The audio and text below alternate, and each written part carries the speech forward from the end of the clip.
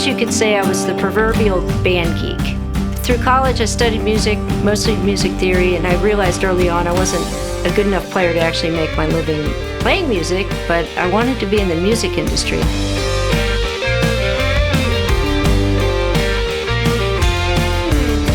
Manley Lab started within another company building high-fidelity products, and in 1989, we started building microphone preamps, so all of a sudden we were in the pro audio arena.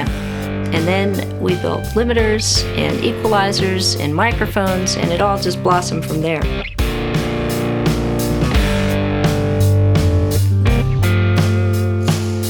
The genesis of the variable mu came from a Danish broadcast limiter called a DISA, which also was an all-tube limiter, and I think that was one of the most attractive things about it. There's something really euphoric and natural sounding about vacuum tubes, and the variable mu in particular just has this cohesiveness about it where if you've got a little bit of a ragged sounding mix, the whole thing comes together with variable mu. It gives the music a big hug. The Manley variable mu is different from other compressors.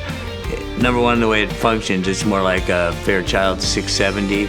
It's a soft compression, but adds kind of a unique distortion. It really kind of helps glue a track together for me.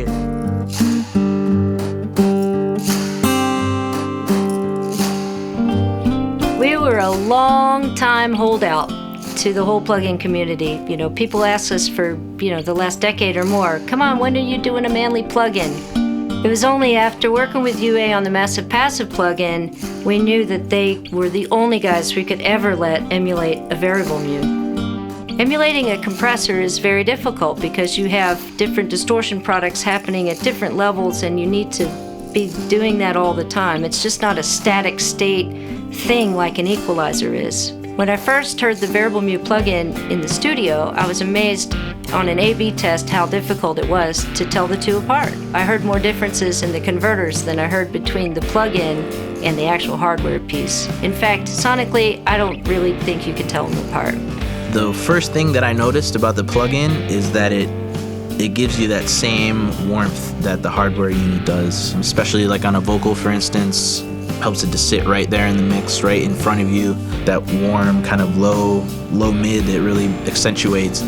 It's something almost indescribable that there's no other unit in the world that has done that magical trick that the variable mu does.